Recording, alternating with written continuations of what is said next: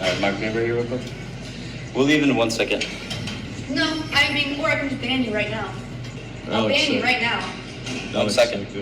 Alright, thank you, I'll make a call. This is Eclectic Productions.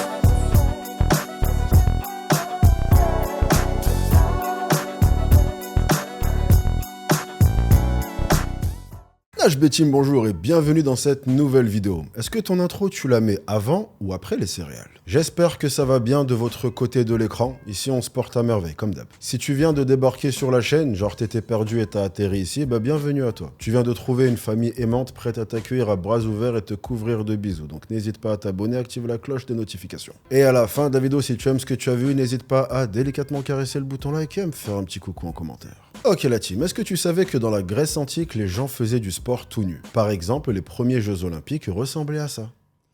Ah, on peut dire qu'ils savaient s'amuser à l'époque. Eh bien, d'après Internet, il semblerait qu'on a un retour aux sources et que certains souhaiteraient remettre les coutumes grecques au goût du jour en se déshabillant en salle de sport. Et ça, c'est pas du goût de tout le monde. Mais avant de plonger dans ce débat aussi foudroyant qu'un coup d'éclair de Zeus, t'as capté le clin d'œil à la Grèce antique? On va prendre une minute pour que je te présente le sponsor de la vidéo du jour. Et il s'avère que le sponsor de la vidéo du jour, c'est moi.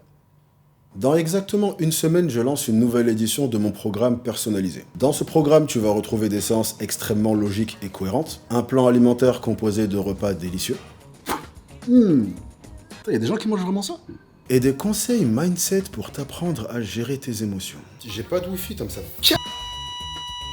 Non, je rigole. Pour une fois, j'ai fait un truc sérieux. Tu retrouveras un programme d'entraînement ultra personnalisé. Je peux pas te dire ce qu'il y aura dedans parce que ça dépendra de tes objectifs, tes habitudes, de tes contraintes et de ton niveau. Tu retrouveras un plan alimentaire fait par une nutritionniste accompagné de recettes et de conseils nutritionnels. Et il est également 100% personnalisé. En gros, tu n'auras plus à recevoir un PDF qui traînait sur un ordinateur où on te dit de manger 300 grammes de steak saignant alors que tu as précisé que tu mangeais pas de viande. Et tu retrouveras des conseils pour te permettre de poursuivre ton évolution même après le programme. Le but, c'est que ce soit comme si j'étais là pour te tenir la main. Non, je t'ai dit sors que la main.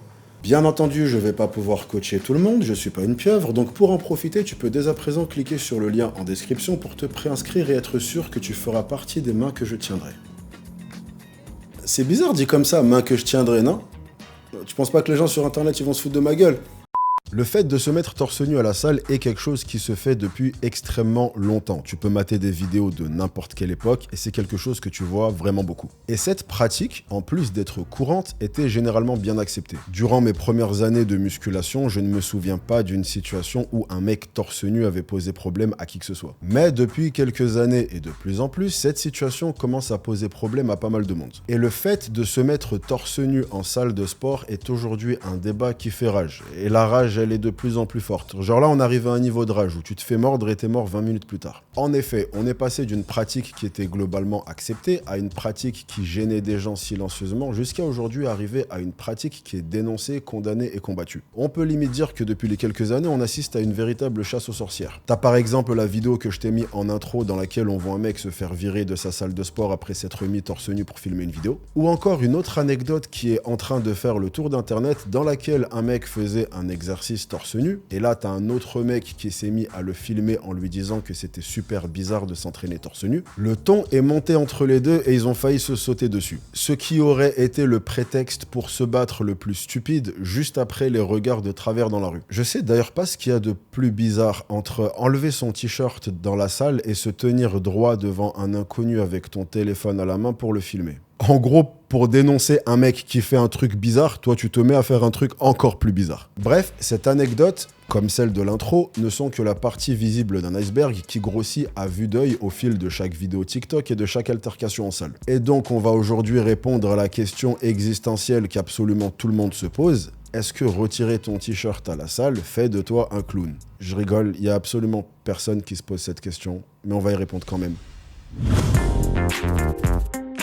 Et bien sûr, comme je le précise à chaque fois, on va ici parler d'un sujet subjectif auquel on est tous libres d'avoir notre propre avis. Donc après la vidéo, je serai très heureux de lire ton avis sur la question. Donc, Qu'est-ce qui fait qu'un mec pourrait avoir envie de retirer son t-shirt à la salle? Eh ben, premièrement, et c'est la raison qui englobe le plus de cas, c'est qu'il désire se rendre compte de son évolution. Soit en se regardant dans un miroir, soit en prenant des photos et des vidéos. Sachant que ça, c'est quelque chose que je prône très fortement depuis hyper longtemps, et c'est une connerie que j'ai personnellement fait à mes débuts. À savoir de ne jamais prendre de photos et de vidéos. En fait, la raison à ça, c'est que c'est hyper difficile de te rendre compte de ta progression juste à l'œil nu. En gros, tu changes très doucement, et donc tes yeux s'habituent à chaque petit changement. Donc c'est hyper facile d'avoir l'impression que tu stagnes et que tu tournes en rond. Puis tu sors une photo d'il y a 6 mois et là c'est le choc. Donc faire des physiques updates pour garder une trace de ta progression est quelque chose de super important dans ce sport. Et généralement quand tu vas avoir cette discussion, énormément de gens vont te répondre « Ouais, ok, je comprends, mais ils ont qu'à se prendre en photo chez eux, comme ça personne n'aura à les voir. » Et en fait, énormément de gens se prennent en photo à la salle et il y a une raison très simple à ça. Cette raison, c'est qu'il est beaucoup plus facile et satisfaisant d'apercevoir ta progression lorsque tu es congestionné. Et le moment où ta congestion est à son maximum, c'est juste après sa séance. En gros, rien que le temps que tu te rhabilles et que tu rentres chez toi, ta congestion est déjà beaucoup moins importante. Et tu as aussi le fait que dans le cas de personnes qui postent leur progression sur les réseaux sociaux, tout le monde n'est pas à l'aise avec le fait de montrer l'intérieur de sa maison. Donc en gros, il y a pas mal de raisons qui peuvent pousser quelqu'un à retirer son t-shirt à la salle et certaines de ces raisons peuvent être tout à fait louables. Et j'ai trouvé important de commencer par là parce qu'on a un peu tendance à donner une réponse facile et passe-partout du genre « ouais, il se la pète ». Il y a de ça, on va pas être naïf, mais il existe également plein de cas de figure où la raison est tout à fait différente. Mais maintenant, comme à mon habitude, il est temps d'analyser l'autre côté de la discussion et voir des raisons qui font qu'il est peut-être préférable de garder son t-shirt à la salle de sport. La première raison, et je pense très sincèrement que c'est le plus gros problème que peuvent avoir les gens, c'est pas forcément le fait d'être torse nu,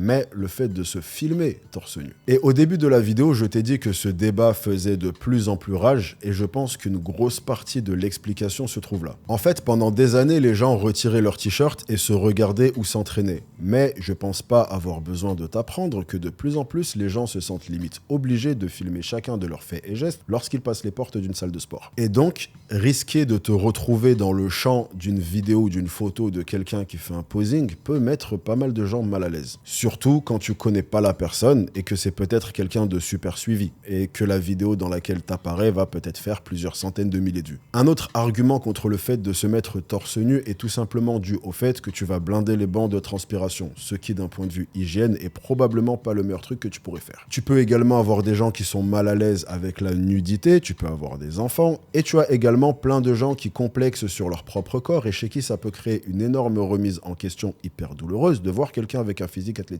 Et on peut trouver ça pitoyable ou pas, mais dans un cas comme dans l'autre, c'est vrai qu'il est injuste d'imposer son corps à des gens qui expriment le souhait de ne pas le voir. Et ce qui est marrant, c'est que quand tu vas avoir cet argument, t'as plein de gens qui vont rétorquer que oui, mais pourtant les filles, elles peuvent s'habiller de façon moulante et elles s'exposent et on leur dit rien. Et cet argument-là, je t'avoue que je l'ai jamais vraiment compris. Genre le jour où tu croiseras une fille torse nu à la salle, tu me tiens au courant et si tu veux, on peut discuter du problème. Bref, comme c'est le cas avec pas mal de situations, c'est plus nuancé qu'il n'y paraît au premier coup d'œil et il y a des arguments pour et des arguments contre. Maintenant, si je devais donner mon avis subjectif sur la question, ma philosophie en ce qui concerne cette pratique est tout simplement de respecter le règlement de ta salle de sport. Au fil des années, j'ai fait énormément de salles de sport, facilement plus d'une centaine, et certaines avaient un comportement plus ou moins tolérant vis-à-vis de ça. T'as des salles de sport axées bodybuilding où se mettre torse nu est hyper accepté, et t'as des salles de sport axées grand public où même mettre un débardeur qui montrerait un peu trop ton corps est interdit. Donc ne parlons même pas de retirer ton t-shirt. Et bien que les salles de sport soient un lieu public, la réalité c'est que c'est des entreprises avec un patron qui a rédigé un règlement intérieur que tu t'es engagé à suivre le jour où tu as signé ton contrat. Et si le contrat stipule que tu ne peux pas te mettre torse nu, ça fait partie des règles que tu as acceptées en prenant ton abonnement. Si à l'inverse, la salle est tolérante de ce genre de choses, alors absolument personne n'a quoi que ce soit à te dire. Donc la vraie question à se poser est quelle est la culture de ta salle de sport et quelle est sa position par rapport à ça. Maintenant, je sais que ce conseil de choisir une salle qui va avoir une culture qui accepte ce genre de choses peut paraître un peu utopiste pour certains. On n'habite pas tous quelque part où il y a 137 salles. Certains habitent dans une ville plus petite ou certains ont même une seule salle à côté de chez eux et c'est la seule salle où ils peuvent aller. Et peut-être que cette salle est hyper stricte. Et si jamais c'est ton cas, et crois-moi, j'ai été énormément de fois dans ce cas, un truc simple à faire, c'est tout simplement de faire ton posing dans les vestiaires.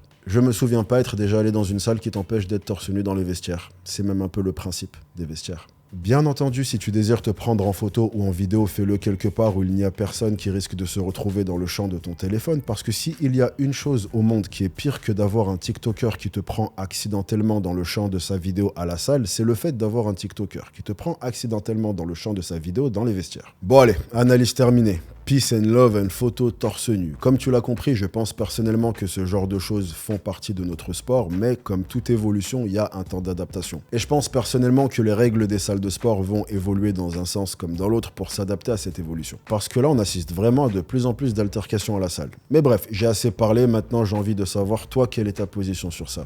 Que tu sois d'accord avec moi ou pas d'ailleurs. Profites-en, cette chaîne n'est pas encore une dictature, mais ça ne saurait tarder. Quoi qu'il en soit, merci à vous d'être restés avec moi pendant toute la vidéo, mes chers petits nudistes. Si vous êtes encore là, commentez Grèce antique. En vrai, je fais le mec cultivé, mais je suis allé sur Wikipédia chercher cette info. La team, rejoignez-moi sur Instagram pour faire plus ample connaissance et sur X pour me proposer ma prochaine intro. Et moi, je vous chope sur la prochaine. En attendant, prenez soin de vous. Ne lâchez rien. Bien entendu, soyez sexy. Peace! Man, hey! Naj B team, so you're sexy, yeah, yeah, man, yeah, man.